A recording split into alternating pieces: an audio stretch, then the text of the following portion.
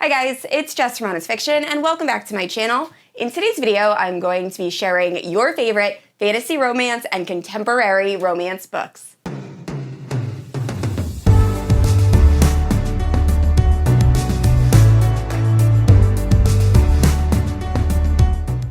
Alright guys, so it is June. We are officially halfway into the year, which is insane.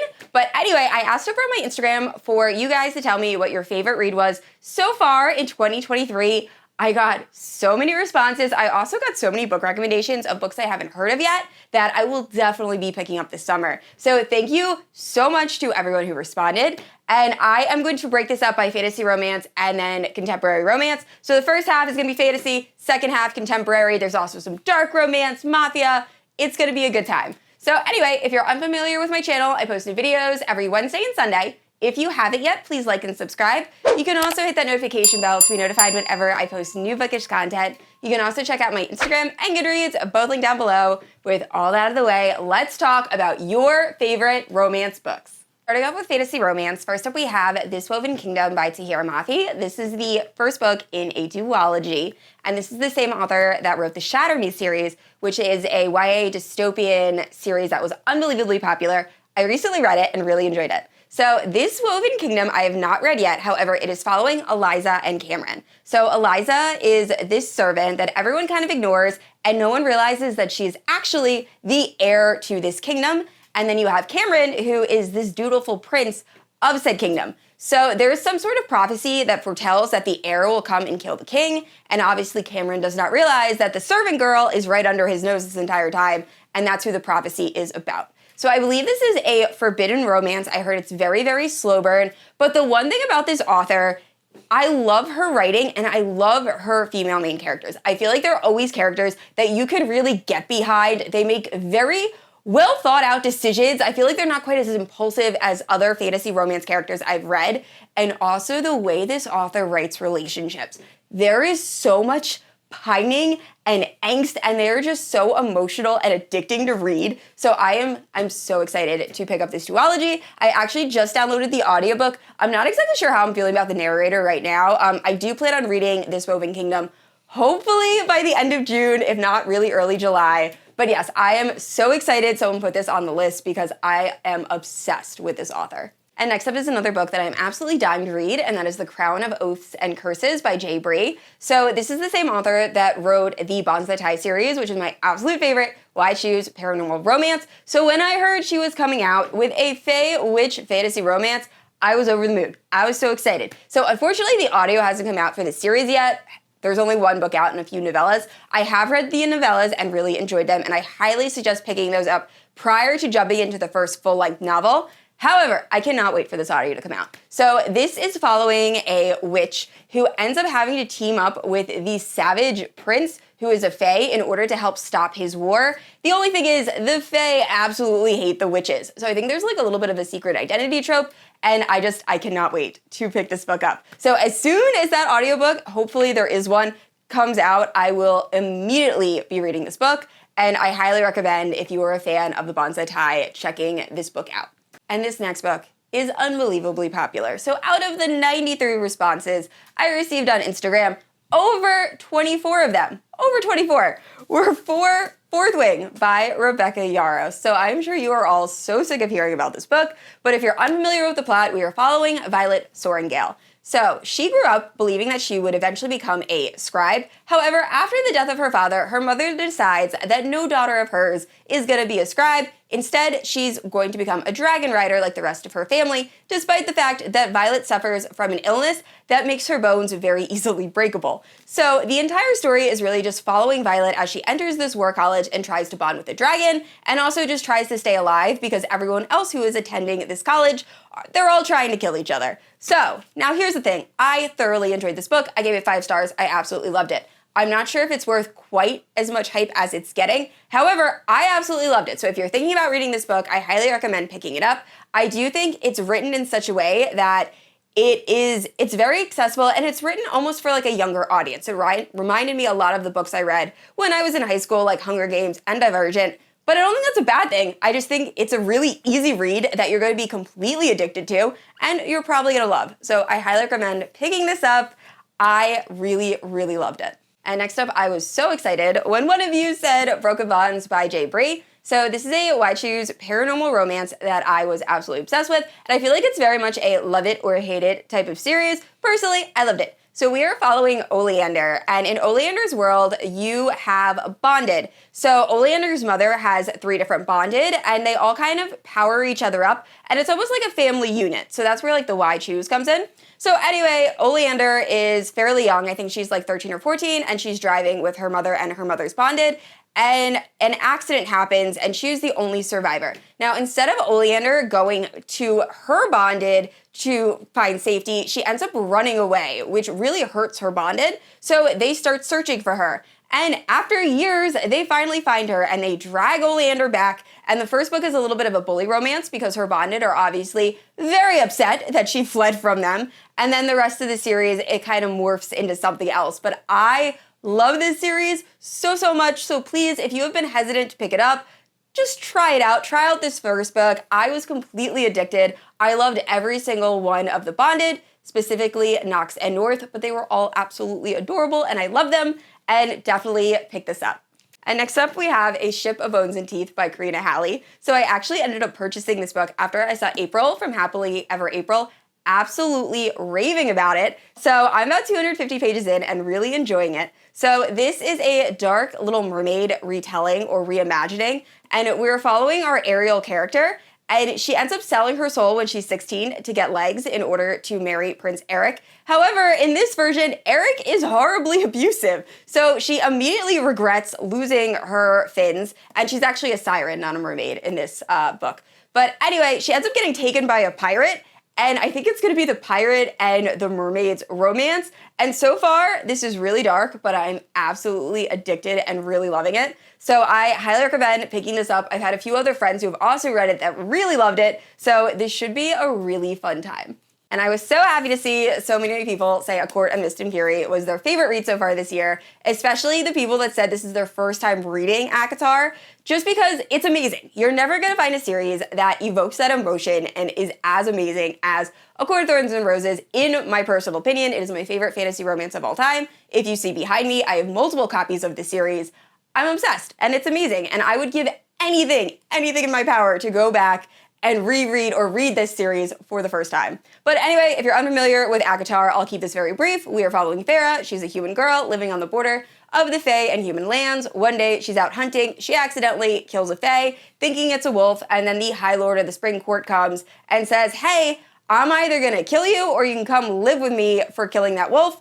And she goes to live with the High Lord of the Spring Court. Story goes from there, and it's phenomenal and absolutely amazing, and you need to read it if you have not yet. But yeah, highly, highly recommend. This is probably my favorite book of all time. And piggybacking off that, we have Crescent City by Sarah J. Maas. So this is SJM's newest release. This is an urban fantasy as opposed to ACOTAR and Throne of Glass, which are more like high fantasy. So this is following Bryce Quinlan, and after something very upsetting happens, she decides she has to solve a murder, and she ends up teaming up with Bryce Hunt, who is a fallen angel, and together they have to work together in the city of Lunathian to figure out what's actually going on. That was very vague, but I'm sure most of you have read the series already. So this is the first book. A lot of people also said House of Sky and Breath, the second book, was their favorite read so far this year. Personally, this is my least favorite series from SJM. However, I still gave all the books either 4.5 or 5 stars. Like, the lowest SJM is still far above most other fantasy romance series. So I highly recommend, if you have not picked this up yet, definitely do so. And I was super bummed that no one said Throne of Glass or any books in the Throne of Glass series. So I'm adding my favorite Throne of Glass book, which is Kingdom of Ash. And this is the last book in the Throne of Glass series. It is phenomenal. It is the perfect conclusion to an absolutely amazing fantasy romance series. And I will say there is not a lot of spice, and I know that's a turnoff for a lot of people. However, you're not going to miss it. You do not need the spice. You have amazing characters that are so well developed that you will fall absolutely in love with. I will say the first 2 books are my least favorite in the series by far, and they're kind of hard to get through. I actually plan on rereading the series, and I'm kind of dreading those first 2 books because the main character is very immature. However, as you progress, the character grows exponentially, and she just becomes an amazing character to follow. So please, if you have been putting off reading this just because it is very low on spice, definitely try it, pick it up, give it at least until Heir of Fire before you make your decision if you want a DNF. But I absolutely love this series. It is amazing. All right, so this next book I had never heard of before. However, after looking up the synopsis for this video, I immediately ordered the audiobook. So whoever submitted this response, thank you so much. This book sounds amazing. So it is Order of the Scorpions by Ivy Asher, and we are following this girl that ended up having to live with a bunch of savages. I believe she's like sold to the owner of the savages. And then a group of assassins end up buying her, and I think it's gonna be like their romance. It's a apparently very, very dark fantasy romance. Check all the trigger warnings, but it sounds so good. So I am so excited to check this book out. So a few people said this was your favorite read so far this year, and one of you even said that you picked this up after seeing me absolutely rave about it and it was your favorite read, and that made me so happy. So that is The Ballad of Never After by Stephanie Garber. So this is the second book following Once Upon a Broken Heart. The third book, A Curse of True Love, will be released later this year. I'm obsessed with this young adult fantasy romance. The pining, it is just so good. The romance, completely obsessed. So this is the sequel, so I really can't get into what this book is about, but Once Upon a Broken Heart, the first book, is following Evangeline Fox, and she's this girl that is absolutely in love with her best friend. However, her best friend is about to marry her stepsister. So Evangeline, being completely distraught, ends up running to a fate. Now, in this world, it is known you do not make deals with fates. It always ends up badly. But Evangeline is just so desperate, so she ends up making a deal with the fate Jax, who is the Prince of Broken Hearts. It is known that his kiss is deadly, and he agrees to stop the wedding from taking place as long as Evangeline promises 3 kisses from the guys of his choosing. So Evangeline agrees, the story goes from there, and it is epic. It is so good. So good. So highly recommend, definitely check this series out. This is the same author that wrote Caraval, and although I didn't absolutely love that series, I actually ended up DNFing it. I was obsessed with this one. So highly recommend. Please, if you have not read this YA fantasy series yet, definitely pick it up. And a few of you picked different books from the same series, and that series is the Plated Prisoner series by Raven Kennedy. So this is the first book, Gild. Funnily enough, and not a single person picked the first book. All of you either said glint, glow, or gleam, and I totally respect that and understand that and agree with you. So if you're unfamiliar with the series, we are following Auren, and she is Midas's, King Midas, gilded pet. So Midas has the power to touch things and they turn to gold, like the original tale. And he has touched Auren, so her body is pure gold. And he really likes to show her off in his castle. She lives in this gilded cage, and all she does is pine and just stare at Midas. Like, Midas is her whole world. In this book, she is very, very fearful, and she has absolutely no autonomy. Like, she does not care about herself, and really has no sort of motivation to ever leave Midas's cage. However, as the series progresses, wow, does Auren develop as a character. She really comes into herself, she gains some of those motivations, and you get to find out a lot more about her and what led her to be so fearful as you go through the story. So I love this fantasy romance series, which is really funny because I DNF'd the first 2 books actually, over 3 times. Like, I could not get past the fact of how much I hated the main character in this particular book. But like I said, by the end of Glow, I absolutely loved her. So highly recommend, definitely check this series out if you haven't yet. And 2 people said Lady of Rooksgrave Manor. So personally, this book wasn't for me. However, if you really enjoy monster romance, I think you will enjoy this book. We are following this woman that ends up taking a job at almost like a monster brothel, and it ends up being like a why choose relationship where she has a relationship with the Invisible Man, a golem, I think a vampire, and just a bunch of different monsters. And it's a really fun story. I will say it is very, very spicy. I actually have a reading vlog where I read this for the first time. I'll leave in the cards and in the description so you can get my immediate reaction, because I was just shocked at the amount of spicy time in this book. However, it was really fun, and the end does end on a little bit of a cliffhanger, which really makes you want to pick up book 2. Unfortunately, I have not yet. But yeah, if you're a fan of monster romances, definitely check out A Lady of Rooksgrave Manor. And next up is Bonded by Thorns by Elizabeth Helen. So this is a Why Choose Beauty and the Beast retelling, and we are following Rosalina, who is this girl that is living in a small town. Her father is seen as being kind of crazy because he's always out searching for the fae that he believed stole his wife. Now, in this community, Rosalina is kind of seen as this quiet, shy girl, and her only bit of notoriety is the fact that she has an on and off relationship with Lucas, who's kind of like our Gaston type character. So anyway, on the day that Lucas proposes to Rosalina, she finds out that her father has gone missing. So she doesn't answer Lucas. Instead, she runs off and somehow ends up in the Fae world, where she meets all of these different Fae princes that are living in a castle. And in this castle, she finds her father, who was taken prisoner. So she asks for her life to be given in exchange for her father. And these 4 princes end up keeping Rosalina prisoner. And by the way, they turn into beasts at the end of the night, which is where the whole Beauty and the Beast vibe comes from. So overall, I found this story very unique. I will say it says wide shoes. However, this first book was very There was very little of the wide shoes stuff going on. However, it seems like the second book is going to be much more people involved in the party. So this should be really fun. I'm very excited to read the next book. I think it's going to be a little while before the audio comes out, but this was really fun and I highly recommend. And I was unbelievably surprised that only one person said Serpent and the Wings of Night by Carissa Broadbent, because I feel like this book was wildly popular before Fourth Wing released, and now I think Fourth Wing has kind of taken over all of that hype. But I really enjoyed this book. I ended up giving it 4.5 stars. I found it a really fast-paced, fun read.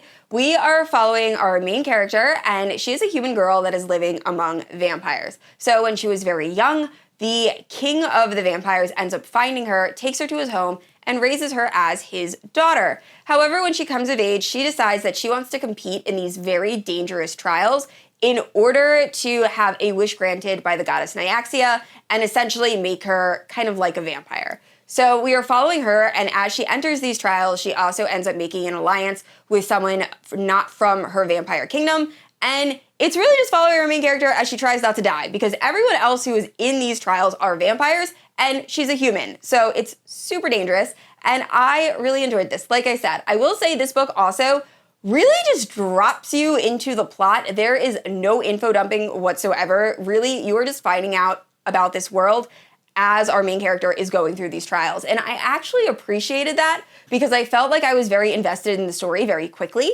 And overall, highly recommend, and I can't wait to read the second book. I believe the audiobook for The Ashes and the Star-Crossed King will be released at the end of August. And next up is my favorite read so far this year, as well as a lot of you. So that is so exciting. It is Manacled by SenlinYu. So Manacled is Handmaid's Tale / Hermione fan fiction, and it is absolutely amazing. I know I've said that about a lot of the books on this list, but this book, I have never read a book quite like Manacled. So the plot of Manacled is what would have happened if Voldemort actually won the war at the end of the last Harry Potter book.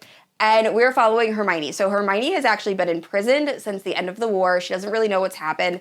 And she is taken out of isolation. And I mean complete isolation, black room, no contact with people. And she's been living this way for years. So she's taken out of isolation and finds out that she has been chosen for Voldemort's breeding program, because Voldemort has been breeding powerful wizards with other wizards in order to keep the powerful wizard line going. So Hermione is given to the High Reeve, who is Voldemort's right-hand man, and we find out that that is actually Draco Malfoy. So that is where the Handmaid's Tale kind of comes in, because Draco is supposed to try to get Hermione pregnant.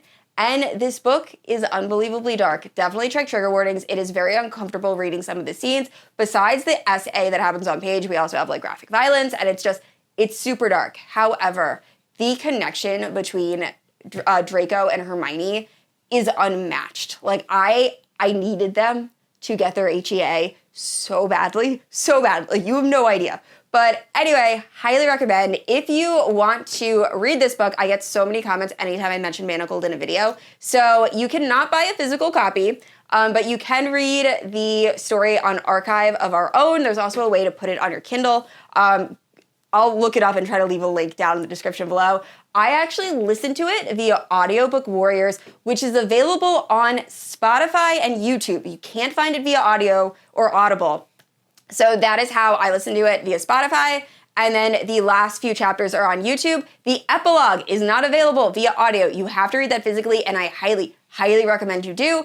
I had not planned on reading the epilogues. Luckily, I was buddy reading this book with someone who was reading it physically, and she was like, Jess, you can't stop without reading the epilogues. Like, it's a huge part of the book. So definitely check out Manacled. It's absolutely amazing, and it's probably going to be my top read of 2023. And next up is Daughter of the Drowned Empire, which is the first book in a, I believe, finished new adult series. And I honestly didn't realize how popular the series was because I got a lot of responses that were either Daughter of the Drowned Empire or other books in the same series. So this is a new adult fantasy romance, and we are following our main character whose cousins have been killed because they possess illegal magic. Now, our main character's two older sisters also possess this illegal magic, so she's trying to keep it completely secret, as well as worrying about the fact that she might also, on her Judgment Day, have this illegal magic. And I believe there's also a slow burn romance that's involved, or forbidden romance, and I've heard nothing but amazing things. I've had a lot of my friends message me, mostly friends that I'm friends with on Bookstagram, and tell me that I need to pick this series up ASAP, or yelling at me for not picking this series up. So I will definitely be reading at least the first book of this series in June. And I know there's a lot of world building, there's a little bit of political dynamics going on, and I've just heard this series is absolutely amazing. So I am so excited to pick it up. And like I said, I will definitely be reading the first book in June. And this next book is another book that I had never heard of. However, after reading the synopsis, I will 100% be picking it up. And that is Death's Obsession, and this is by Avina St. Graves. So I typically hate reading exactly what Goodreads says. However, the last two lines of the synopsis, they sound so good. So it says, "He took the people that I love away from me. Still, no one believed me when I said that I saw the faceless man on the night of the accident. No one can escape death.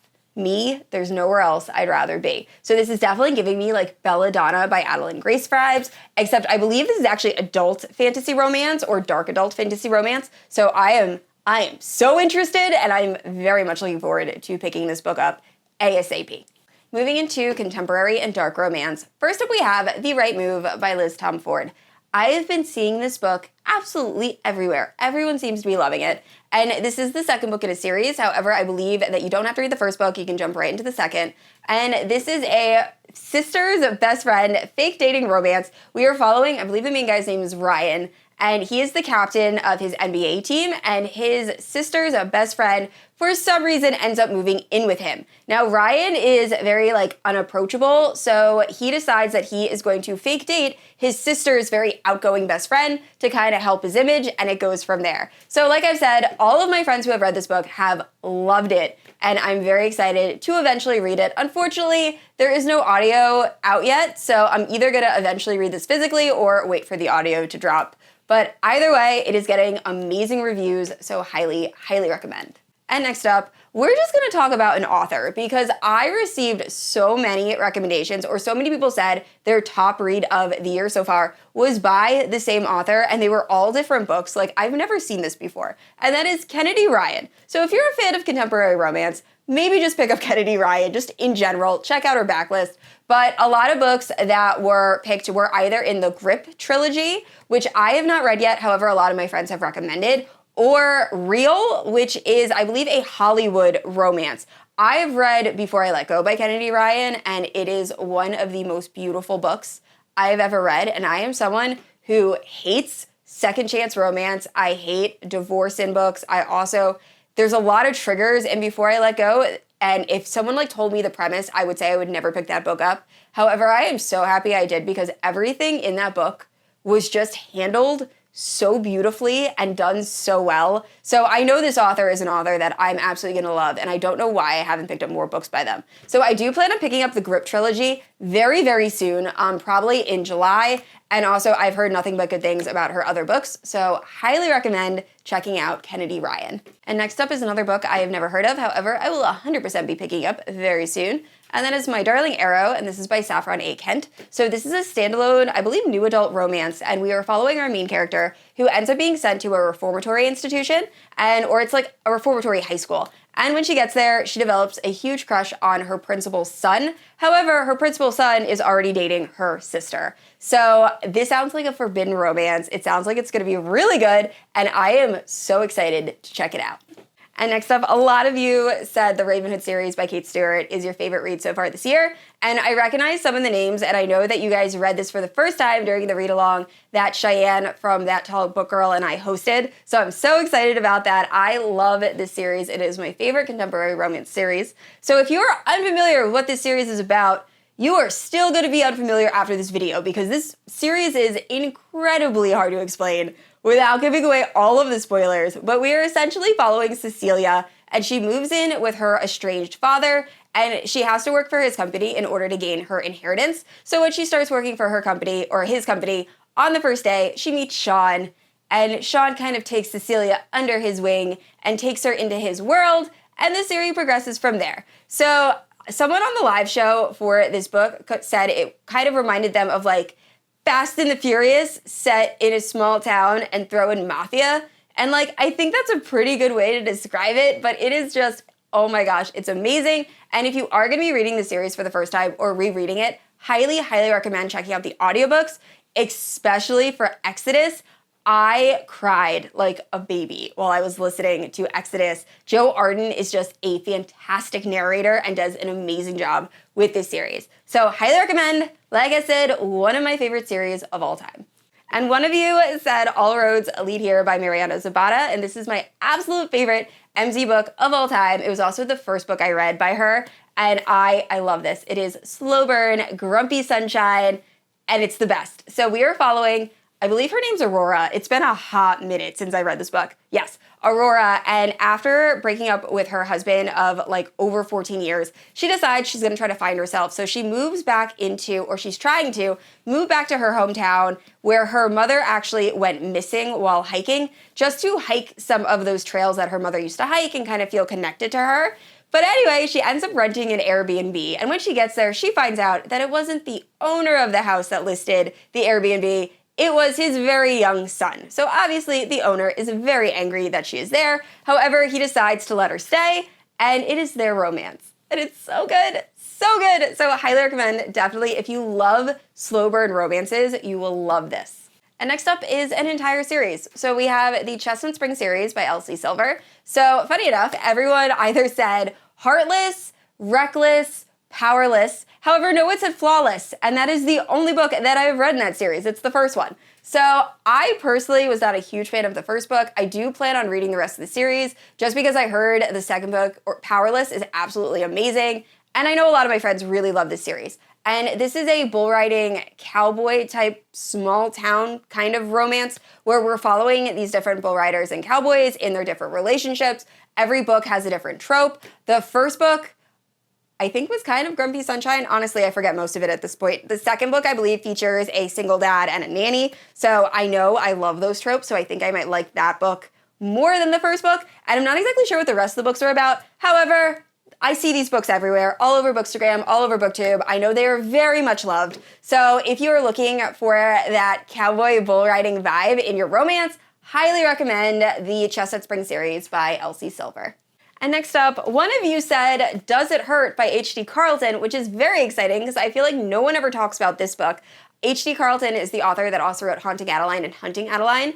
And I feel like this book doesn't get as much love, and I really enjoyed it. So this is like the perfect dark romance for summer. We are following Sawyer, and she's this girl that steals guys' identities. So one day she's kind of doing this con at a bar, and she steals this guy's identity, but he catches on really quick. So he ends up confronting her. They go on a boat together where he interrogates her, and also spicy time, and it involves sharks, and I loved that scene. I know a lot of people hate that scene. Personally, I thought it was unique. Anyway, the ship ends up capsizing on this, what they believe is a deserted island that has a lighthouse. However, when they get into the lighthouse, they find out that this very, very creepy old caretaker lives there, and he gives them a bunch of rules they have to follow. And this is very much like a horror, dark romance, but it was so good. So if you're looking for a dark romance for summer, I highly, highly recommend Does It Hurt? And next up is Bittersweet Memories by Kathryn Mara. So this is an author that I definitely need to read more of. I read, I believe, 2 books by her,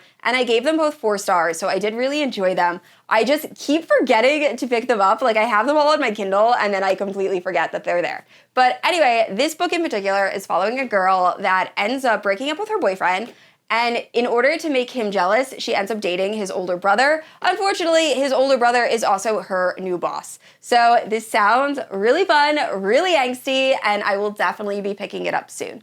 And this next book, I don't know how it slipped past my radar because I just looked it up on Goodreads, and it sounds like a book I would love. It's a very dark romance, and it is Take Me With You by Nina C. Jones. So I believe this is following a girl that has seemingly the perfect life. I think she's about to marry a doctor. She has a great family, and she always feels like something is following her and lurking. And then we find out that she's actually being stalked by a serial killer, and when he confronts her, she ends up going with him, and it is their romance, and it sounds great. So apparently it's a standalone. There is no audiobook yet, so hopefully one comes out soon. If not, I might read this physically just because I really love dark romance, and this sounds super dark. It actually sounds so dark that there's no trigger warnings. So I wasn't gonna say this, but I was reading the synopsis, and at the very end where it normally lists trigger warnings, it just says, trigger warnings. If you need one, this book is not for you. And I respect that. So I will definitely be picking this book up ASAP. All right, guys, those are all your favorite books so far in 2023. Please let me know down in the comments below if there is a book that wasn't mentioned that you've absolutely loved this year. I love getting recommendations from you guys. And I said this already, I post new videos every Wednesday and Sunday. And if you haven't yet, please like and subscribe. I will see you all next week. Bye.